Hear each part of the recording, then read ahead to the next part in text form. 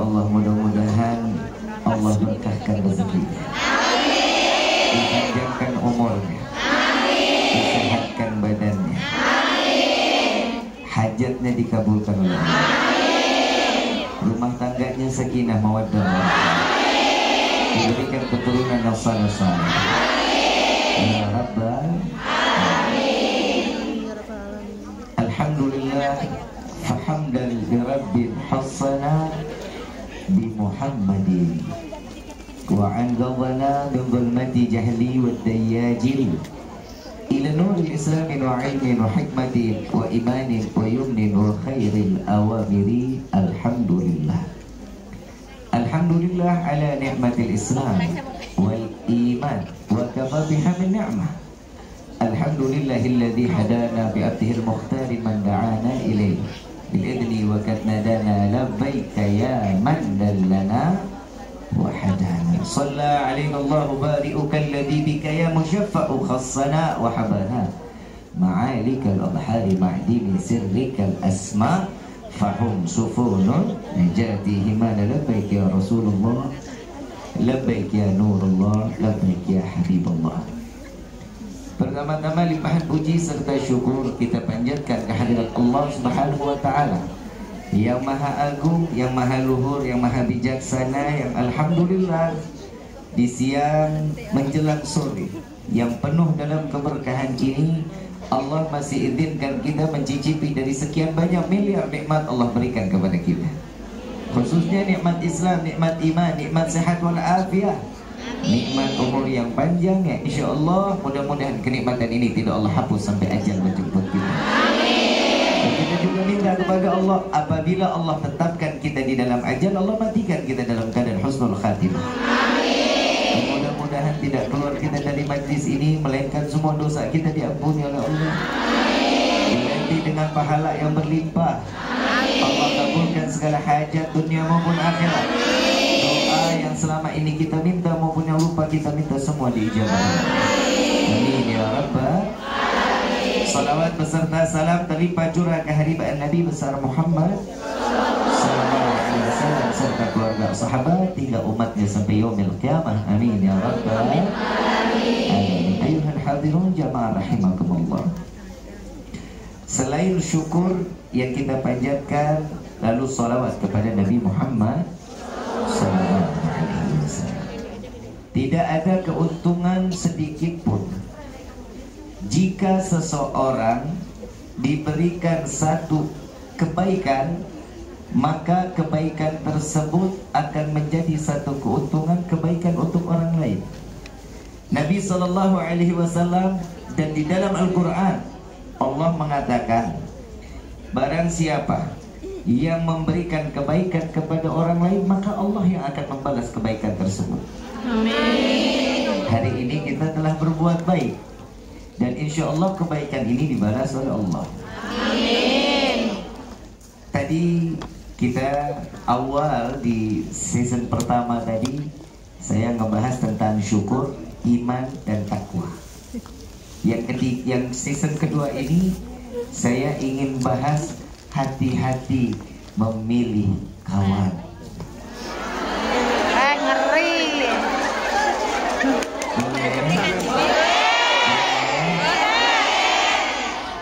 Boleh banget.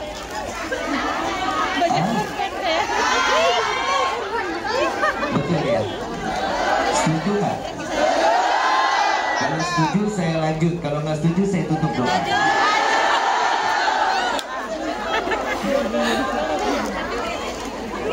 Yang namanya pertemanan, Nabi Muhammad SAW di dalam kehidupan Nabi SAW berkawan dengan siapapun dia, baik dia beriman maupun belum beriman kepada Allah, semua dijadikan kawan oleh Nabi Muhammad SAW.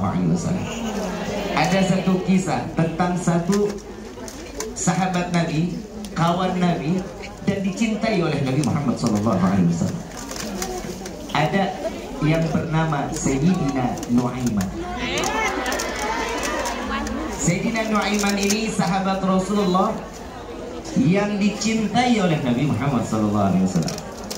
Bukan karena ibadah, bukan, tapi Nuaiman ini cuman hanya selalu membuat senang hati Nabi Muhammad SAW.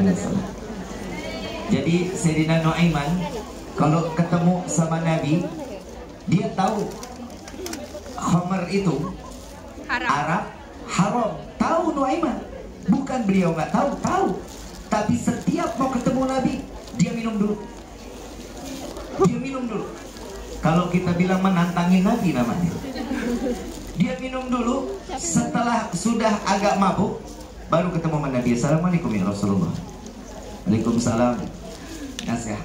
Nasihat yang pertama dari Nabi, wahai Nuaiman, jangan minum minuman keras lagi ya. Nabi ngasih nasihat. Jawaban Nuaiman, baik, siap ya Rasulullah. Besok ketemu lagi, mabuk lagi. Nuaiman, jangan mabuk lagi ya. Baik ya Rasulullah, siap, saya gak akan mabuk. Ketiga kali datang lagi. Besok dia datang lagi, dia bilang, dia Nuaiman masih mabuk. Di sini Nuaiman ada namanya Nuaiman.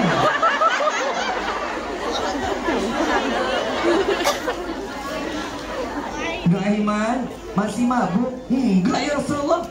Tapi ini kecium baunya kalau habis minum minuman yang haram.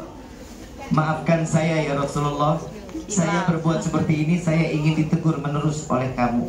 Apa jawaban Nabi? Wahai sahabatku, jika masih ngelihat Nuaiman mabuk, tolong dicambuk. Ada ulama yang mengatakan juga, ada riwayat ini, jika ngelihat Nuaiman masih mabuk, bunuh Nuaiman gak apa-apa. Jadi mulai dari situ Nuaiman kapok. Itu cara sahabat Nabi ingin mencari satu perhatian dari Nabi Muhammad SAW. Mereka gampang, kenapa? Karena melihat Nabi Muhammad SAW. Karena melihat secara langsung, zahir dilihat, antara batin ketemu batin, berjumpa dengan Rasulullah. Ada lagi yang lebih parah. Nuaiman lewat, ada tamu Rasulullah dari Romawi. Tamu Rasulullah dari Romawi ini bawa untanya keker-keker, gagah-gagah. Tahu keker ya? Gagah banget kayak saya. Kata mama saya, yang ngejaga unta panglima Sayyidina Umar bin Khattab dan Sayyidina Ali karamallahu wajhah. Kenapa Sayyidina Ali dikatakan karamallahu wajhah, wajah yang dimuliakan oleh Allah? Karena beliau, Sayyidina Ali, tidak pernah memandang kemaluannya sendiri. Mukanya dijaga, matanya dijaga, nggak pernah melihat kemaluan sendiri. Kalau kita kan beda. Maaf, saya nggak bukan ngomong kotor. Kita buang kotoran aja masih nengok. Jadi kalau ada orang yang tanya, Bin, tanda-tanda ikhlas bagaimana sih untuk jadi orang ikhlas? Saya jawab, gak pakai dalil. Kalau buang air besar, buang air kecil, udah gak nengok, itu tanda-tanda orang ikhlas. Saya lagi bingung, kok manusia segala kotoran udah dibuang masih ditengok? Apa mungkin gak ikhlas? Apa harus dikumpulin lagi? Saya Bib, tadi saya keluar duit hampir $200 Habib. Jadi kalau saya keluarin mau bahagia rasanya. Sayyidina Ali yang ngejaga unta, sahabat Nabi yang dari Romawi ini, dua panglima tertinggi dan yang paling ditakuti, Sayyidina Umar bin Khattab dan Sayyidina Ali karamallahu wajhah. Yang namanya Nuaiman lagi lewat. Nuaiman lewat, Sayyidina Umar negur, wahai Nuaiman, lihat nih, lihat coba, ada apa? Untanya cakep banget katanya. Sayyidina Ali nyaut, ini kalau dijadiin daging guling nikmat pasti katanya. Mau, kata Sayyidina Nuaiman. Dua-duanya tertawa. Tidak lama Rasulullah panggil dari dalam, Ali, Umar. Baik ya Rasulullah. Karena sahabat Nabi kalau udah mendengar suara Nabi langsung sigap, berdiri, datang, sami'na wa ata'na, mendengar dan mentaati. Beliau masuk karena dipanggil Nabi. Begitu keluar melihat ini unta sama kepalanya udah pisah. Nuaiman bilang, ya Umar, ya Ali, aku sudah selesaikan, engkau tinggal pesiangi, katanya. Mau disate silakan, mau dibakar silakan, mau dijadiin daging guling silakan. Ini dua-duanya deg-degan ini. Ini unta-unta tamunya Rasulullah Sallallahu Alaihi Wasallam. Sayyidina Nuaiman buru-buru kabur karena tahu ini unta-unta saudara Nabi dari Romawi, dan dia ingin memeluk agama Islam. Melihat keadaan ini agak goyang iman orang Romawi. Kenapa? Ya Allah, saya nggak ada, unta saya aja dibunuh. Ini gimana nabinya nggak ada, saya yang dibunuh. Akhirnya ini Nuaiman tahu ini adalah kendaraan sahabat Nabi dari Romawi. Kabur Nuaiman sampai ke ujung perbatasan Madinah Munawwarah, perbatasan. Ketemu sahabat Ahlul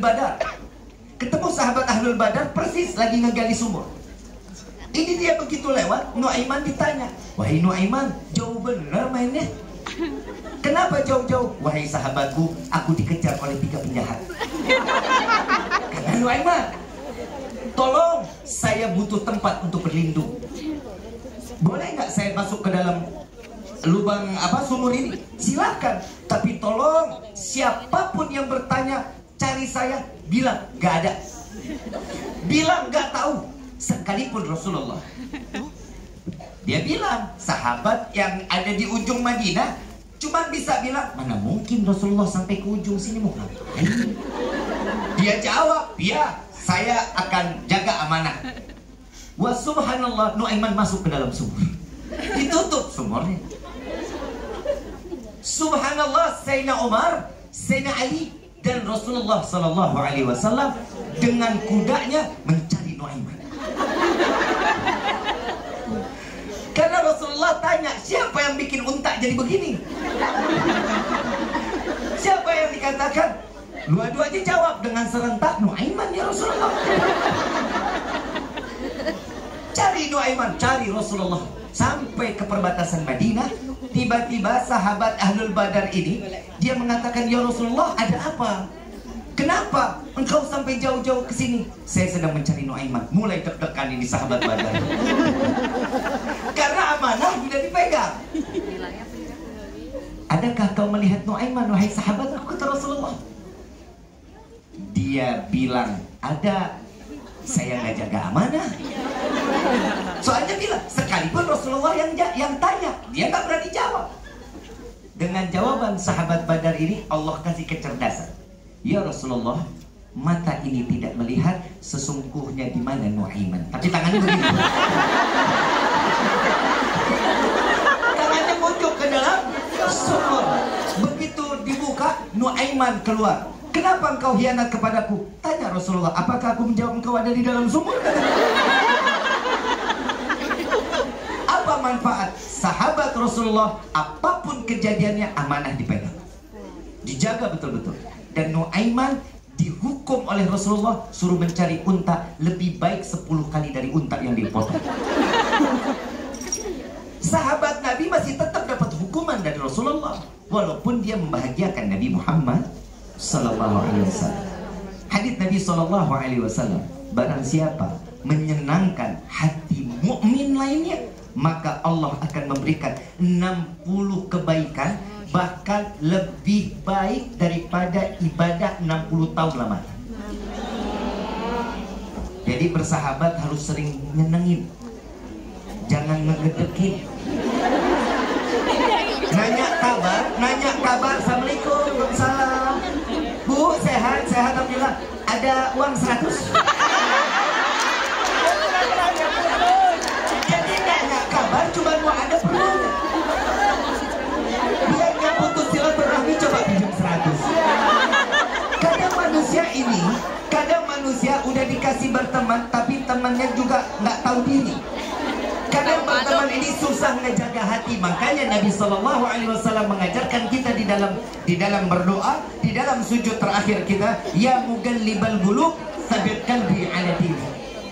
Wahai yang maha pembulak balik hati, tetapkan hati kami dalam agamamu. Apa manfaatnya? Jika seseorang di hatinya penuh dalam agama, maka satu sama lain akan menjaga hati satu sama lainnya.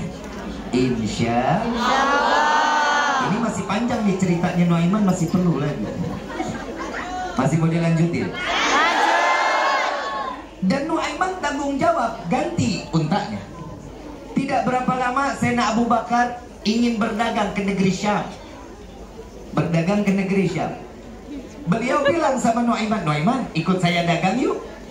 Kata Sayyidina Abu Bakar, oh saya nggak berani wahai Sayyidina Abu Bakar, engkau izin dulu kepada Nabi. Soalnya Nabi ini tahu betul, sahabat tahu kalau Nuaiman ini selalu harus ada dekat Nabi. Kenapa? Saking cintanya Rasulullah dengan Nuaiman, dengan tingkah laku kekonyolannya. Saya nggak tahu kalau ibu-ibu di sini konyol satu sama lain bisa dicekek kali ya.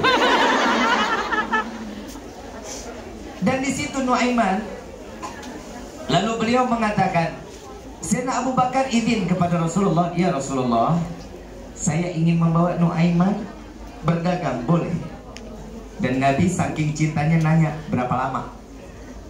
Tanya, ini mertua lo yang mau ngajak. Mertua yang ngajak Nuaiman masih ditanya sama Nabi, berapa lama? Kurang lebih 3 bulan. Boleh, jangan lebih dari 3 bulan, soalnya saya butuh Nuaiman. Coba lihat ya, orang kalau udah dicintai Nabi gak bakal bisa dijauhin sama Nabi. Ya Nuaiman, udah diizinin, boleh. Ya berangkat akhirnya ke negeri Syam. Sayyidina Nuaiman bukan berdua aja dengan Sayyidina Abu Bakar, ada sahabat yang lain, ada kawan-kawan yang lain.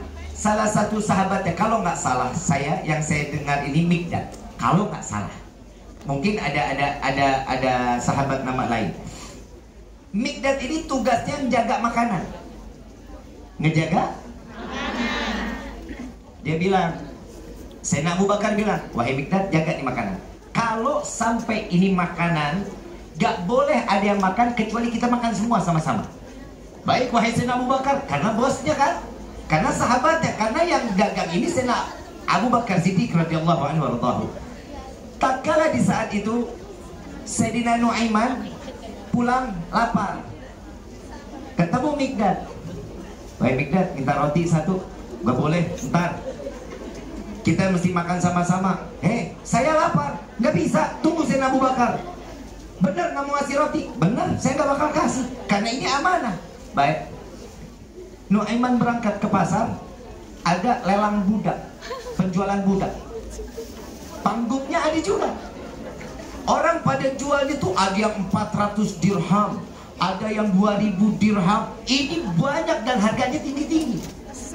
Ini Nuaiman naik, saya ingin menjual budak. Saya ingin jual budak. Berapa? Nggak banyak. Berapa banyak? Seberapa mahal? 40 dirham. Yang mana? Itu orangnya. Dia lagi jaga roti. Dan ini orang ada kekurangannya. Kalau ditarik di bawah pasti dia sebut, maaf saya bukan budak, saya hamba merdeka. Oh ya, dibayar 40 dirham, diambil uangnya. Jalan Nuaiman, beli makan, beli oleh-oleh. Ini Mikdad ditarik sama yang beli. Maaf, saya bukan budak, saya hamba merdeka. Saya sudah tahu kekuranganmu. Sudah tahu kekurangannya, jadi gak usah dijelasin, saya udah paham. Sayyidina Abu Bakar melihat, bertanya, mau dibawa kemana Mikdad? Saya sudah beli, ini budak saya. Ini bukan budak, ini hamba merdeka. Oh, kau sama dengannya. Berapa dijualnya? 40 dirham. Saya bayar 100 kali lipat, 400 dirham dibayar oleh Sayyidina Abu Bakar Siddiq radhiyallahu anhu. Buat tebus siapa? Tebus Mikdad. Gara-gara begitu sampai ke rumah, yang lain nggak pada makan, nungguin Nuaiman. Dari mana? Habis jajan katanya. Itu apa? Ini oleh-oleh. Buat siapa? Buat Rasulullah. Kenapa kau jual Mikdad? Tadi saya minta roti nggak dikasih, saya lapar, saya jual, saya cari duit buat makan. Itu akhirnya Sayyidina Abu Bakar nggak jadi marah, Sayyidina Abu Bakar ketawa. Dan begitu sampai ke hadapan Rasulullah, ini oleh-oleh dibawa. Wahai Rasulullah, aku belikan kau oleh-oleh. Katanya Sayyidina Mikdad, dari Sayyidina Nuaiman. Begitu ditaruh, dikasih ke Rasulullah. Alhamdulillah, makasih wahai Nuaiman. Iya ya Rasulullah, ini hasil penjualan Mikdad.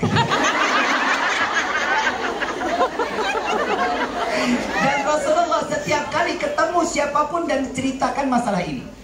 Dan saat cerita ini disampaikan kepada orang lain, Rasulullah tertawa.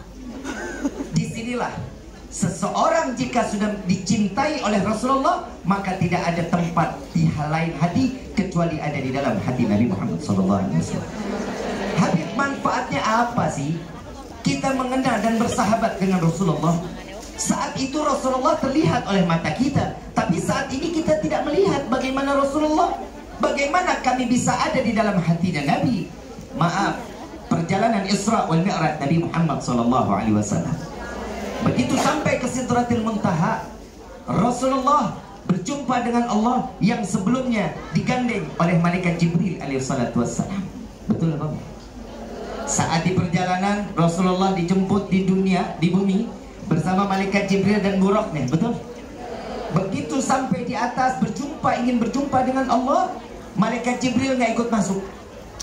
Malaikat Jibril nggak berani ikut masuk sampai dikatakan, wahai sahabatku Jibril, di bumi engkau menemaniku. Begitu sampai aku ingin berjumpa dengan Allah, engkau ingin meninggalkanku, katanya Rasulullah.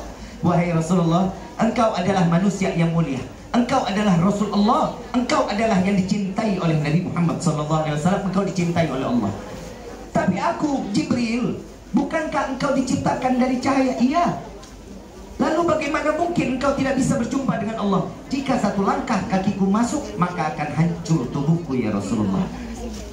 Maka Rasulullah jalan berjumpa dengan Allah hijab demi hijab. Di dalam riwayat 70.000 hijab Allah dibuka satu persatu sampai Nabi berjumpa dengan Allah. Malaikat Jibril melihat Nabi geleng-geleng. Kalau boleh dibilang, lihat Nabi ini agak cemburu. Apa yang dibuat cemburu oleh Nabi? Karena Nabi berjumpa dengan Allah? Enggak, cemburu dengan sendalnya Nabi Muhammad SAW. Kenapa? Sendalnya Nabi berjumpa dengan Allah secara langsung tanpa terbakar. Saya punya kesimpulan, sendalnya Nabi tertempel di jasad Nabi, tidak terbakar berjumpa dengan Allah. Bagaimana kita sebagai umat yang tertempel di dalam hati Nabi Muhammad SAW? Saya harapan nama kita semua ada di dalam hati Nabi Muhammad SAW. Kenapa? Karena kita setiap berdoa, kita salawat kepada Nabi. Dan Nabi setiap berdoa tidak ada kata lain kecuali, ya Allah ampuni dosa umat Muhammad. Kita sering dengar kalau dibaca, Allahumma fir umat Muhammad, ya Allah ampuni dosa umat Muhammad. Kenapa? Ini adalah manfaat. Hari ini semua yang ada di sini adalah berteman, berkawan. Jadikan kawan atau sahabat yang bisa membawa kita sampai ke dalam syurga-Nya Allah. Hati-hati di dalam berkawan. Tidak semudah seseorang berkawan dengan orang lain kecuali orang tersebut perkawanan, pertemanan karena cintanya kepada Allah dan Nabi Muhammad SAW. Cari teman yang bikin makin dekat kita kepada Allah. Cari sahabat yang bikin kita makin taat ibadah kepada Allah. Contoh, salah satu sahabat Nabi yang mendapatkan cinta langsung dari Rasulullah, ada salah satunya Sayyidina Mu'adz ibn Jabal. Sayyidina Mu'adz sedang berjalan dengan Rasulullah di atas kuda. Ada yang bilang kuda, ada yang mengatakan unta. Saat dimana Sayyidina Mu'adz berada di atas unta atau kuda tersebut, Rasulullah duduk di belakang, Sayyidina Mu'adz duduk di depan. Lalu saat dimana di perjalanan Rasulullah memanggil, ya Mu'adz. Mu'adz nggak berani untuk nengok. Kenapa? Takut tergeser badan Nabi, Nabi jatuh. Panggilan kedua, ya Mu'adz. Dijawab oleh Sayyidina Mu'adz, labbaik ya Rasulullah, dengan menoleh tanpa memandang wajah Nabi Muhammad SAW. Dipanggil yang ketiga, ya Mu'adz, labbaik ya Rasulullah, dengan memalingkan wajah kepada Rasulullah dan badan menghadap Rasulullah. Lalu beliau mengatakan dengan senyuman Rasulullah, ya Mu'adz, ana uhibbu. Wahai Mu'adz, aku cinta kepadamu. Bisa kebayang bahagianya kayak gimana seorang sahabat mendapatkan cinta dari sahabatnya Sayyidina Muhammad SAW. Maka beliau mengatakan, ya Rasulullah, aku bahagia dan aku gembira di mana engkau mengatakan engkau cinta kepadaku. Wa ana uhibbuk ya Rasulullah. Saya juga cinta kepadamu ya Rasulullah. Maka jika engkau ingin mendapatkan cintaku, jangan pernah meninggalkan Allahumma a'inna ala dzikrika wa syukrika wa husni. Hafal nggak? Hafal nggak? Saya baca, ikutin ya. Allahumma a'inna ala dzikrika wa syukrika wa husni ibadati. Ini dibaca setiap selesai sholat. Kenapa? Karena ini yang akan mendekatkan kita makin syukur, makin terus mengingat Allah, dan kita akan mendapatkan cintanya Nabi Muhammad SAW. Persahabatan itu yang membuat dekat antara kita dengan Rasulullah. Yang pertama, ada seorang mukmin bisa memberikan syafaat kepada mukmin lainnya. Apa yang dikatakan? Yang pertama, Allahumma, ibu semua masuk surga di duluan. Loh, kan saya ditinggal, amin. Ibu masuk duluan, saya belakangan. Masih amin. Kalau bareng kan sirat dikit jalanannya. Allahumma, saya jalan melintasi sirat, ibu udah ada di gerbang surga.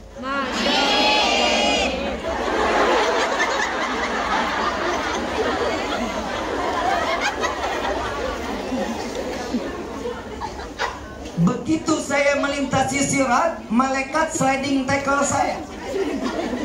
Saya disengkat masuk ke dalam neraka. Lu bilang amin, gue tabuk. Amin lagi dah, amin. Orang susah senang banget. Begitu saya masuk ke dalam neraka, ibu teriak, ya Allah, saya kenal ini orang. Yang baru kau lemparkan, saya mengenal. Ini bukannya Ricky. Ini yang waktu kemarin ceramah di Hong Kong. Saya ada satu ilmu dan saya mengamalkan. Apa ilmu yang diamalkan? Allahumma inna ala dzikrika wa syukrika wa husni ibadati. Ini ilmu yang saya selalu jalankan, dan ini adalah amanah. Dan di mana ilmu ini? Dari Rasulullah SAW. Apa yang kau inginkan? Wahai Allah, bawa Riki, angkat Riki, masukkan Riki ke dalam syurgamu ya Allah.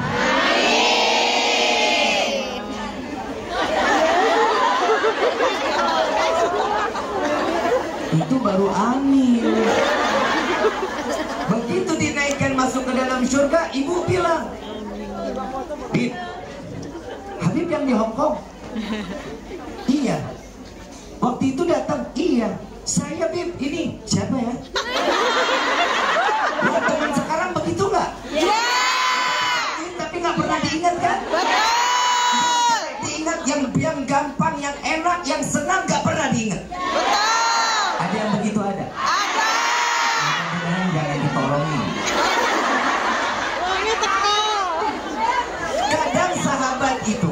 Kadang sahabat itu bisa memberikan satu manfaat buat kita. Tisu ada tisu.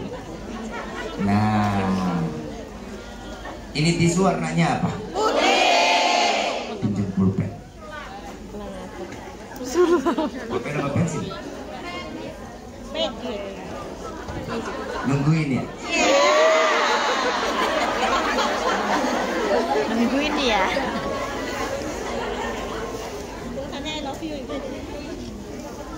Warnanya apa? Sekarang kelihatan? Kelihatan nggak putihnya? Yang kelihatan apanya? Putihnya. Yang kecilnya kelihatan? Sama sekali. Kelihatan nggak? Matanya kali udah pernah ngapa?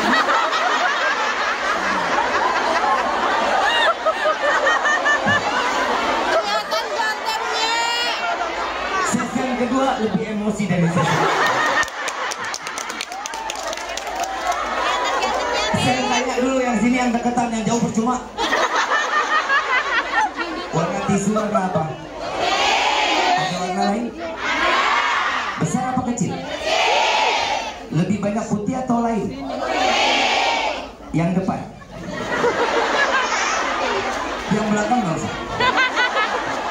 Tisu warnanya apa? Ada warna lain nggak? Warnanya apa? Kelihatan? Kecil apa besar? Yang kiri. Tisu warnanya Putih. warna lain? Ada. Kenapa? Hitam. Besar apa kecil? Kecil. Kelihatan. Kelihatan. Berarti sepakat orang yang ada di sini lebih